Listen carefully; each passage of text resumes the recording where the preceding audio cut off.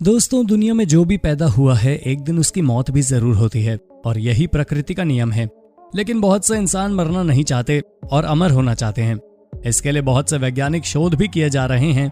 पर दुनिया में ऐसे भी बहुत से जीव हैं जिनकी बॉडी उनसे अलग हो जाने के बाद भी जिंदा रह सकती है। जी हाँ, सुनकर हैरान हो गए ना? लेकिन ये सच है। जहाँ कुछ जीव तो लगभग अमर हैं और ये इन जीवों में किसी वैज्ञानिक परीक्षण से नहीं हुआ, बल्कि ये इन्हें प्रकृति से मिला वरदान है। ऐसे ही कुछ जीवों के बारे में आज हम आपको हमारी इस वीडियो के जरिए बताने वाले हैं, जिन्हें देखकर आप भी हैरत में पड़ जाएंगे। तो वीडियो के अंत तक बने रहें। अब चलिए शुरू करते हैं इस मजेदार वीडियो को।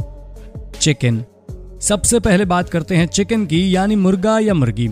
ऐसा तो आपने जरूर देखा या सुना होगा कि जब भी चिकन को काटा जाता है तो वो काफी समय तक तड़पता है। लेकिन क्या आपने कभी देखा है कि किसी मुर्गा या फिर मुर्गी के सर कट जाने के बाद भी वो काफी समय तक जीवित रह सकता है? तो आपको बता दें, ऐसा इसलिए होता है क्योंकि मुर्गियों का तंत्रिका तंत्र हम इंसानों से बहुत अलग होता है। इंसान के पूरे शरीर को काबू करने के लिए दिमाग की जरूरत होती है, लेकिन मुर्गियों में ये काम उनके शरीर में फैले ब्रेन स्टेम सेल्स करती हैं, जिस कारण उनका सिर कट जाने पर भी उनका ब्रेन स्टेम सेल्स उनके शरीर को काबू करते हैं और वो चल पाते हैं। हालांकि हर मुर्गियां सिर कटने पर जिंदा नहीं रहती। ऐसा तभी होता है जब मुर्गियों का सिर काटते समय उनकी जुगुलर वेन नहीं कट पाती। इस नस की वजह से ऑक्सीजन रहित खून शरीर में प्रसारित हो पाता है।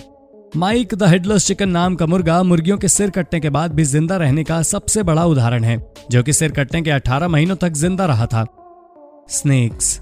अगर आप सोचते हो कि सांप का सिर अलग कर देने से ये मर जाएगा और आप इसे जैसे चाहें पकड़ सकते हैं, तो ये आपकी सबसे बड़ी भूल है, क्योंकि सांप का सिर अलग कर देने के बाद भी इसका कटा हुआ सिर लगभग 1 घंटे तक हमला कर सकता है और अपना सारा जहर उस पर निकाल सकता है।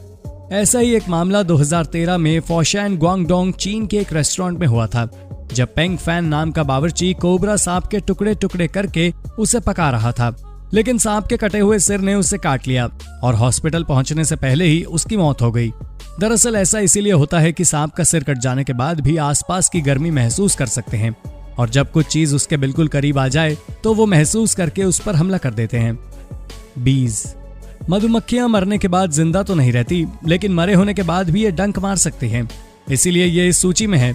मरी हुई मधुमक्खियां उड़कर किसी को डंक नहीं मारती, बल्कि अगर कोई मरी हुई मधुमक्खी को पकड़ने जाता है तो ये डंक मार देती हैं और अपना सारा जहर शिकारी के शरीर में डाल देती हैं।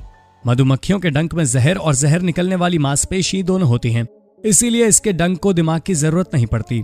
यही कारण है कि जब मधुमक्खी मर जाती है तो डंक शरीर का इकलौता हिस्सा होता है जो काम कर रहा होता है। इसीलिए मरी हुई मधुमक्खी को पकड़ने से पहले एक बार जरूर सोच लें। कॉकरोचेस। कॉकरोच भले ही बहुत छोटे से दिखने वाले जीव हों, लेकिन इनकी त्वचा या खाल इतनी मजबूत होती है कि ये परमाणु बम विस्फोट से भी बच सकते हैं। इनके शरीर की बनावट ऐसी होती है कि इनके पूरे शरीर में छोटे छोटे छेद होते हैं, जिनका इस्तेमाल ये सांस लेने के लिए करते हैं। बाकी के जीवों की तरह ये सिर्फ सिर से ही सांस नहीं लेते, बल्कि पूरे शरीर से सांस लेते हैं। इसीलिए अगर इनके सिर को काट दिया जाए तो भी ये 7 से 10 दिनों तक जिंदा रह सकते हैं। 7 से 10 दिनों बाद इनकी मौत प्यास की वजह से हो जाती है। ऑक्टोपस। ऑक्टोपस जापान और कोरिया जैसे एशियाई देशों में खाए जाने वाले मुख्य डिशों में से एक है, और आपने बहुत से वीडियो भी देखे होंगे जिसमें टेबल में खाने के लिए रखे ऑक्टोपस हिल रहे होते हैं। ऐसा इसीलिए होता है क्योंकि ऑक्टोपस के हर एक पैर में 40,000 के करीब न्यूरॉन्स होते हैं जो दिमाग की ही तरह काम करते हैं। यानी ऑक्टोपस के हर एक पैर में खुद का कंट्रोल सिस्टम होता है, जिन्हें हमेशा दिमाग की जरूरत नहीं पड़ती।